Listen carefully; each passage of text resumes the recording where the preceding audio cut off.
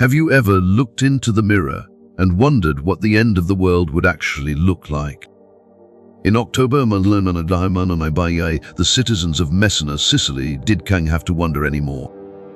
They saw it in the eyes of the sailors arriving from the Black Sea, eyes that were sunken, bloodshot, and filled with a terror that no words could describe. Imagine waking up on a crisp autumn morning.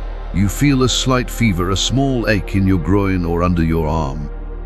You reach out to touch it and your heart freezes. There it is, a hard black swelling the size of an apple. In the nth century they called these bubas. To you it is an executioner fice mark. Within hours your skin will turn black in patches as your body begins to rot from the inside while you are still breathing. This was keying just a disease. It was an invisible predator that turned your own biology against you. Before we dive into the darkness, we must understand the height from which humanity fell. The earlier Mittelmeer terms were a golden age of stability and growth. Europe was a vibrant, interconnected hive of activity.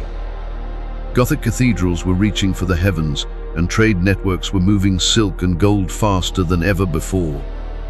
But this very progress, this medieval internet of trade routes, became the highway for the apocalypse. The origin of the nightmare lay thousands of miles away in the silent, windswept steppes of Central Asia. There, a bacterium called Yersinia pestis had lived for millennia in a delicate balance with marmots and squirrels. But nature shifted. A sudden climate change drove these infected rodents toward human settlements. The bacteria didn't just jump to humans, it used a tiny, ravenous intermediary, the flea. Inside the gut of a flea, the plague bacteria create a physical blockage. The flea becomes starving, unable to swallow. In its frantic desperation to feed, it bites anything that moves: humans, dogs, cats, vomiting the deadly infection directly into the host flea's bloodstream. This tiny, starving insect was the spark that set the world on fire. By the time the ships arrived in Sicily, the social fabric was already beginning to tear. We often hear about the numbers, the millions who died, but Tim wants to take you closer. Imagine the silence of a city where the church bells have stopped ringing because the bell ringers are all dead. Imagine the smell of a street where the sewers are overflowing and the only scent is the thick, cloying odor of death. This is where our journey begins. The siege of Kaffa and the birth of biological warfare. To understand how the plague breached the unbreakable walls of Europe, we must look at a horrific event in the siege of Kaffa. Kaffa was a wealthy Genoese trading post on the Crimean Peninsula, protected by massive stone walls. Surrounding them was the mighty Mongol army of the Golden Horde, led by Khan Janibeg. But a silent killer was already stalking the Mongol camp. Soldiers were dying by the thousands, keck from Genoese arrows, but from the black boils. Janibeg, facing a humiliating defeat, made a decision that would haunt history forever. He ordered the plague-ridden corpses of his soldiers to be loaded onto catapults and hurled over the walls of Kaffa. For days, it rained dead bodies. The Genoese defenders watched in absolute horror as the rotting remains of their enemies smashed into their homes and market squares. They didn't know about germs, but they knew the smell of death carried a curse. The fluids from the corpses and the fleas abandoned their cold hosts for warm, living Genoese citizens. The fortress was breached from the inside.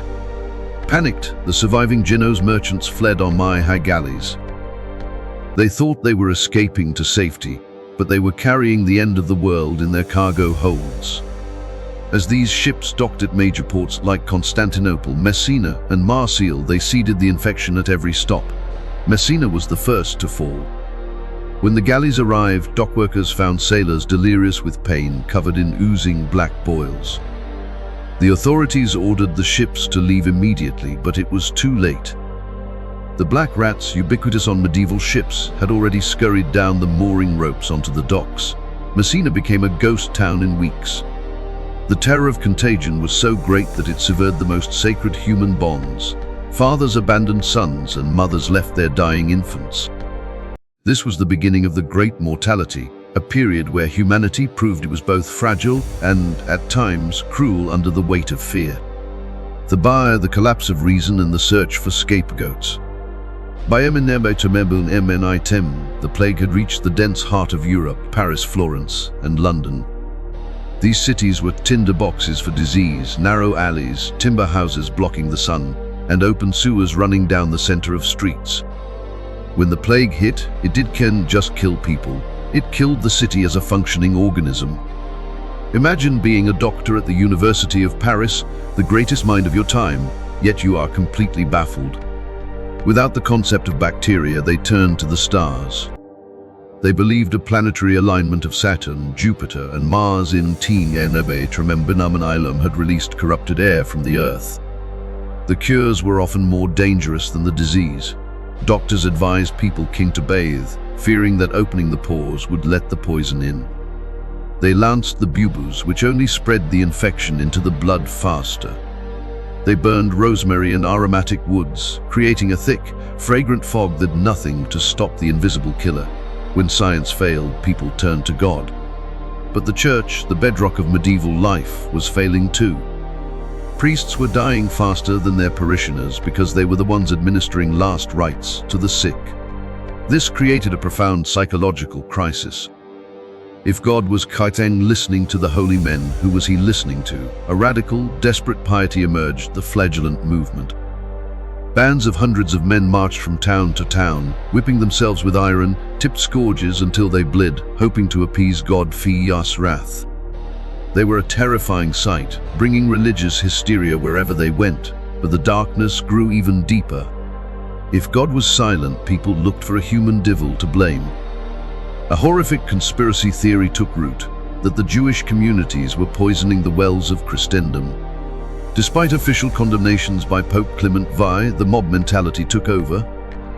Entire communities in cities like Strasbourg and Cologne were rounded up and burned alive.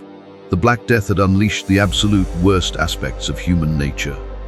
The silent countryside and the reclamation of nature. While the cities were the epicenters, of Europe lived in the countryside. The plague followed the river barges and peasant carts into the most remote villages. Thousands of small settlements, whose names are lost to history, were completely wiped out. The impact on rural life was slower but perhaps more profound. The manorial system, the very spine of medieval society, ground to a halt. Imagine eerie scenes described by chroniclers, ripe harvests rotting in the fields because there was one left to bring them in. Herds of sheep and cows wandering aimlessly through the landscape, eventually dying of neglect because their shepherds were all dead. As human presence faded, the wilderness began to reclaim the land. Wolves, emboldened by the lack of people, began encroaching on the remaining settlements. By Mamai, the plague had reached the frozen limits of Scotland and Scandinavia, even dealing a death blow to the Norse colonies in Greenland. By Mamai, the initial catastrophic wave finally began to burn itself out. The bacteria had simply run out of victims. The fog began to lift, revealing a continent transformed beyond recognition. Historians estimate that between Bimil and Haitu million people had died across Eurasia. In Europe alone, in the Mamai of the population had vanished in less than years. Survivors emerged into a world that looked the same but felt fundamentally different. The immediate aftermath was chaos and inflation, but then something truly remarkable happened, a sea twist in history that paved the way for your world today. The rebirth, how death created the modern world. You might think that losing half of humanity would result in a permanent dark age. But the Black Death actually triggered the greatest economic and social revolution in history. This is the part they didn't teach you in school. Because there were so few people left, there was a massive labor shortage. For the time in centuries, the peasant held the power. Lords were desperate to have their land worked and were forced to offer higher wages and better conditions. The rigid structures of serfdom, where you were tied to the land like property, cracked and shattered. The golden age of the laborer had begun. Diets improved as people could afford meat instead of bread. Survivors inherited the wealth of those who had died, leading to a sudden surge in capital. This newfound wealth and social mobility fueled the rise of the middle class and eventually the Renaissance. Even medicine began to change. The failure of ancient Greek theories forced doctors to actually observe the human body. Hospitals shifted from being places where you went to die to places where people tried to cure you. The psychological scars, however, ran deep. Art became obsessed with death. You've likely seen the Danse Macabre, the Dance of Death. It showed skeletons dancing kings, popes, and peasants alike to the grave. It was a stark, brutal reminder that death is the ultimate equalizer. The Black Death was the greatest trauma Western civilization ever endured. It shattered the optimism of the high Middle Ages but cleared the ground for the modern world to grow.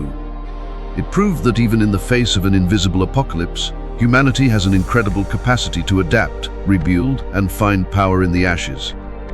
For centuries, the Black Death was treated as a distant medieval nightmare. But empty streets, locked homes, and the fear of the air itself, does that sound like ancient history, or does it feel uncomfortably familiar? The plague was a test of civilization, and tests have a way of repeating. I'm Tim, watching the past so we can understand the present. And together we keep history reborn. I'll see you in the next era.